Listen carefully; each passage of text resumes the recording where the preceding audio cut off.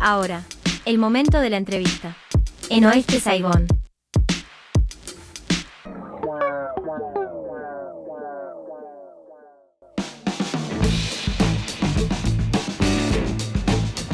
...33 minutos pasan de las 9 de la noche... ...estamos acá haciendo radio como todos los viernes... ...y estamos en comunicación con Omer Freixa... ...que es historiador africanista y docente de la UBA... ...de la UNTREF y del Joaquín B. González... ...y él específicamente tiene un tema que es la historia de África... ...y vamos a hablar con él para tratar de hablar algunos temas de coyuntura... ...y algunos mensajes, tweets que leímos de él en las últimas semanas... ...que son muy interesantes como para charlar. Omer, acá Cristian desde FM Oeste... ...con Julieta y con Juan Cruz te saludan. ¿Cómo va? Hola, ¿cómo están? Buenas noches, gracias por la invitación. No, gracias a vos, en serio, por la comunicación siempre, tanto el año pasado en su momento, como ahora por atendernos. Bueno, quería arrancar, hay un tuit que me dio como un disparador para preguntarte sobre la situación en África. En realidad, dos historias que contaste. Primero, que se habla de muchas guerras en el mundo. Rusia con Ucrania, el tema de China con Estados Unidos por Taiwán, se puede hablar de vuelta de Serbia con Kosovo. Siempre termina pasando que se habla de alguna potencia a nivel mundial, pero no se habla de otros lugares. Vos, por ejemplo, hablaste de el Congo, el yihadismo, de Libia, estuviste ahí comentando un poco y quería preguntarte que nos cuentes un poco cómo vienen estos temas de los que planteabas en el tuit y también entender por qué África es un continente tan olvidado. Bueno, cuando las víctimas no son blancas, rubias o celestes, tal vez europeas, aunque sea, hay una certera ignorancia, un terrible desinterés y falta de atención de parte de los mass media, digamos. Sí. Y esos conflictos son permanentes. Nombraste el Congo a raíz de un tuit mío. Sí. El Congo, la República Democrática del Congo es uno de los 3 países más grandes de África. Está viviendo, me meto en ese ejemplo puntualmente, está viviendo el conflicto más mortífero desde el final de la Segunda Guerra Mundial, de 1945, y la verdad que, aunque sea en la prensa argentina, es muy poco lo que se puede apreciar, algún que rutilante de una gran matanza, y fuera de eso, lamentablemente, algún escándalo por X tema, pero el tema es que es una ignorancia completa.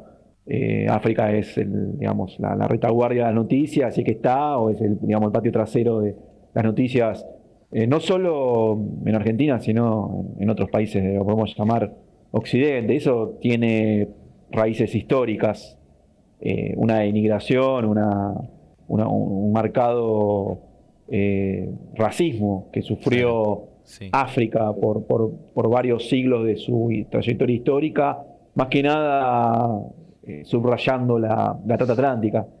Eso pergeñó después un racismo para justificar ese negocio infame que hace que haya poblaciones de origen africano muy importantes viviendo en Argentina, y no descendientes, y no solamente en Argentina, sino en toda América. Claro. Y ese racismo, y el guisochesco que surge en el 19 se va perfeccionando, es lo que explica, de alguna forma, con raíces históricas, que África siempre esté como atrás de todo, ¿no? Claro. Siempre tan olvidada. Pero a la vez es una cantera de recursos naturales. Claro. Y eso es el Congo, 25 años, 5 millones de muertos o más ya.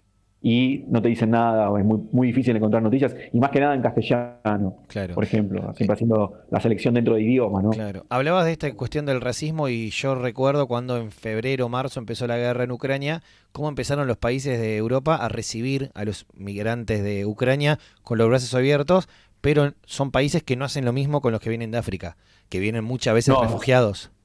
Exactamente, es una especie de trato VIP. Claro, porque, son rubios los ucranianos y europeos. Sí, exactamente. Sí, si son europeos está todo bien, y si son africanos empiezan los reparos, empiezan las cláusulas. Bueno. Y en realidad estas redes de migración ya vienen funcionando hace 20 años o más, pero no se dice mucho que el Mediterráneo es una fosa común acuática la más grande del mundo en este momento. Claro. Y esa crisis, ahí nombré Libia, vos lo rescataste del tuit. Sí. O mismo en las Islas Canarias, están todo el tiempo informando, siempre uno tiene que poner el foco muy específico, pateras a la deriva todo el tiempo, ahí entre África y, digamos, sería Mauritania, Marruecos y las Islas Canarias, que es otra válvula de escape de poblaciones africanas de África Occidental, en este caso. O mismo lo que fue hace 2 meses, ya casi, se cumplieron de la terrible crisis que se dio ahí en Melilla, en la valla, ¿no? En el límite con Marruecos, ¿no? En crisis fronteriza entre España y Marruecos, que Claro, en ese realmente es una territorio política... español en África. Pequeño territorio español que tiene Melilla ahí, la Exactamente, sí. puntita. Ceuta y Melilla hay que aclarar, son los únicos territorios europeos en África. Son Claro. territorios que pertenecen a España, históricamente, ya hace muchos siglos, consolidados, y son el paso de entrada obligatorio que tienen camadas de migrantes subsaharianos que vienen mucho más al sur para tratar de ingresar y pasar la valla, pasar el cerco, que es toda una aventura riesgosa y mortal para, digamos, acceder a España y luego, digamos, cruzar de otro lado, ¿no? Ya está en territorio hispano, me refiero continental, ya no Claro. africano, ya propiamente España peninsular. Claro, obvio. Buenas noches, Omar. ¿Cómo estás? Julieta te saluda. ¿Qué tal? Bien, te quería consultar porque ahora el 9 de agosto tengo entendido que fueron las elecciones en Kenia y que se armó como bastante revuelo entre si eran o no fraudulentas y en muchos lados, lamentablemente no muchos, pero en varios lados estuve viendo que se habla que están como medio al borde de la guerra civil. ¿Cuál es tu opinión al Yo no- respecto? ¿O es un poco exagerado Sí. tal vez esa premonición? Habría que tomarlo con cierta cautela. Sí, Digamos, o sea, Kenia tuvo, a fines de 2007 se anunciaron los resultados electorales que, digamos, la oposición, los perdedores boicotearon. sí, Y lo anecdótico, que ya casi rompe un Guinness de récord, es que el candidato perdedor de esta vuelta, que no llegó a la segunda vuelta, que parecía que iba a llegar, ya es la quinta vez que impugna resultados electorales. En Claro. 2007 y 2008 se armó la gran debacle, porque ahí se rechazó masivamente al ganador en ese momento, y eso generó semanas de turbulencia, de casi una guerra civil a las manos, ujú, que dejó más de casi 1.200 muertos Ay, Dios. y 500.000 personas que tuvieron que huir de los hogares. Entonces está siempre ese fantasma. Claro. Dando vuelta también, 2013, 2007 tuvieron sus conatos de violencia que no fueron tan exacerbados como 2007, 2008, pero sí como está ese estado de lo que fue esa situación caótica que se desequilibró todo el país, ya abren el paraguas. Claro. claro. Entonces, hubo problemas. Hubo un observador electoral, hubo un oficial de elecciones que apareció a 200 kilómetros muerto. Por ejemplo, Claro. nada fácil. No, totalmente. Hubo tumultos, los manifestantes pro Odinga, que es Raila Odinga, el candidato que ya va la quinta vez que pierde y la quinta vez casi que impugna resultados. Claro, que es el que quedó Es una segundo, cosa- ¿no?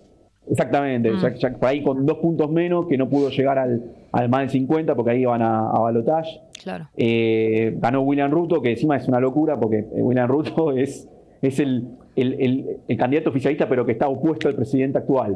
Ok. En Claro. realidad, el oficialista, Claro. perdón, ¿Cómo la acá? oposición es la No. oficialista que apoya al presidente. Claro. Es todo al revés. Sí, O sea, lo que quiero decir es que las coaliciones son maleables Claro. claro. y lo que hacen, o sea, Ruto y Odinga fueron compañeros de fórmula hace años atrás. Claro. Te hago una Entonces, sí. sí. No, estas cuestiones, ¿no? A ver, cuando empezamos a hablar siempre de cuestiones políticas de África, se habla un poco de turbulencias en cuestiones políticas. Y te quería preguntar si tiene que ver con que estamos hablando de países que se independizaron hace 60 años. Digo, las guerras civiles en Argentina fueron 50 años después de la independencia. Todos los países de América Latina tuvieron guerras civiles 50 años después de las independencias. Si te quería preguntar si tiene algo que ver esta cuestión de que son países jóvenes. Sí, me parece una apreciación sensata lo que haces porque es verdad. En promedio, las naciones latinoamericanas tienen más o menos unos 200 años. Y sí, es verdad, las naciones africanas son 150 años en promedio más jóvenes. Sí. Y sí, aparte también uno como que se predispone a hacer el foco en los que no funcionan bien.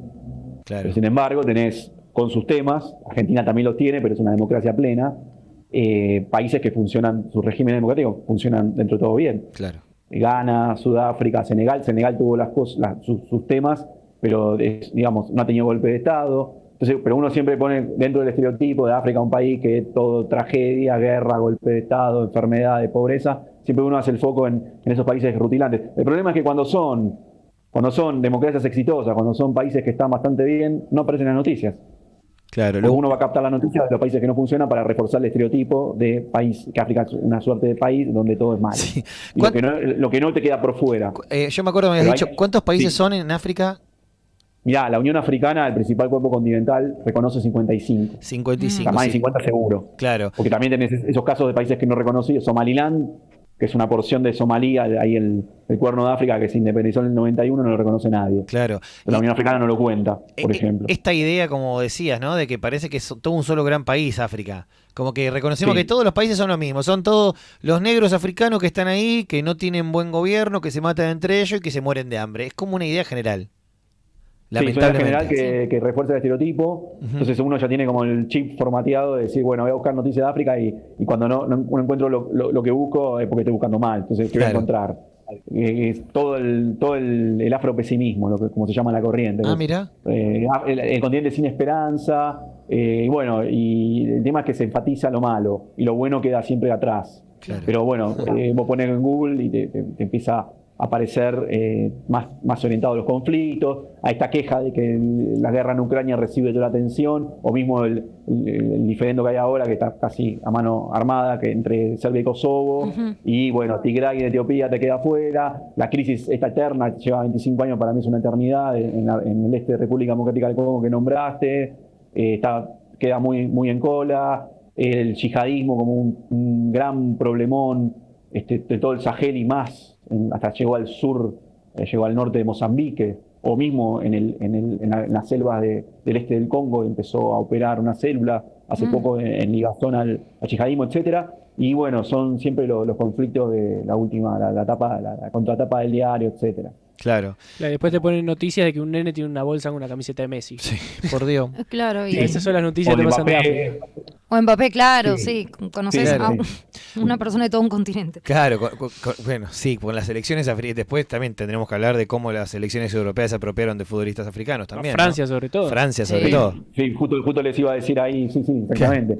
Francia ahí en Rusia 2018, Sí. y ves el plantel. No tenés un francés. Y ahí hacían, viste, como la progresión de cómo fue cambiando, si querés, étnicamente Sí. el plantel y cómo pasó de ser casi todos afrodescendientes. Que de Han hecho nacido están- ya segunda, cuarta generación de las ex colonias. Y se hizo un fenómeno que se está repitiendo también en la selección de Portugal, Sí. digamos, en los Países Bajos, digamos, en otras también. De hecho, FIFA está preparando un proyecto para que no se permita esto, que los jugadores africanos no puedan nacionalizarse europeos y que jueguen para sus Sí. selecciones africanas para ser más competitivo del continente. Claro. Sí, después también quieren ampliar la cuota de países africanos, Claro, hay como también. varios proyectos Claro. ahí dando vueltas. Que van a Hay caer que en la ver nada. si, lo que le voy a decir, con la mafia que es, se ponen de acuerdo. Claro, Sí. por eso. Así les voy a decir. Unos dólares lo solucionan. Bien. Sí, todo. Mirá que están jugando en Qatar, violando derechos humanos con los trabajadores, Bueno. por ejemplo. Sí. No les Hagan importa la mucho. cuenta la cantidad de los trabajadores que murieron en la construcción de todos estos mega estadios que están haciendo a todo trapo, ya Claro. hicieron, ¿no? Totalmente. En Qatar, etcétera, y sí, la verdad que deja mucho que desear. Claro. Lo último que te iba a preguntar, Homer, es con respecto a... hoy hablaste, no, en estos días hablaste en un tuit que empezó a llegar ayuda, mejor dicho, empezó a llegar alimentos de Ucrania a Etiopía. O sea, ¿la guerra que Ucrania había frenado algún vínculo entre Europa y África? Sí, había una queja recurrente porque primero, desde digamos, de la invasión rusa, ya el 24 de febrero de este año, digamos, uno de los primeros impactos de la guerra fue el bloqueo de puertos, Mariupol, Odessa, etcétera, o sea, los puertos que dan al Mar Negro, ¿no? Al sur de Ucrania. Sí. Y el tema es que hay países que son enteramente o muy dependientes de el trigo, o sea, el maíz, la cebada, distintos cereales de esa zona del mundo que es un verdadero granero del mundo, tanto Rusia como Ucrania, y también más que nada el tema de los fertilizantes. Ahí va. Entonces, recién, hace poco, se firmó ese acuerdo entre Ucrania y Rusia de la cuestión de la apertura de la liberación de los puertos para empezar a salir. Y el problema era que no estaban saliendo, digamos, cargamentos hacia zonas africanas. Claro. Bueno, ya empezaban a salir. Esta semana llega el segundo cargamento a Etiopía, vía Djibouti, ahí digamos, en el Mar Rojo, para ingreso a Tigray, que es una zona, uno de los conflictos que podemos hablar, Claro. en el norte de Etiopía, que ya está en guerra abierta, van a ser en noviembre, se cumplen 2 años, y hay una crisis humanitaria galopante que, digamos, representa todo el subsumo a todo el Cuerno de África. Hay más de 20 millones de personas que se están por morir de hambre. Claro. Bueno, Homer, te agradecemos mucho la comunicación. Es @HomerFreixa con X en las redes sociales, en Twitter, para que te encuentren y puedan leer toda la información que planteas. Muchas gracias a ustedes. No. Buenas noches. Buenas noches. Abrazo, chau, chau. En vivo, los viernes de 21 a 23. En diferido, toda la semana. Seguinos en todas las redes como @oeste Saigón. Periodismo del conurbano.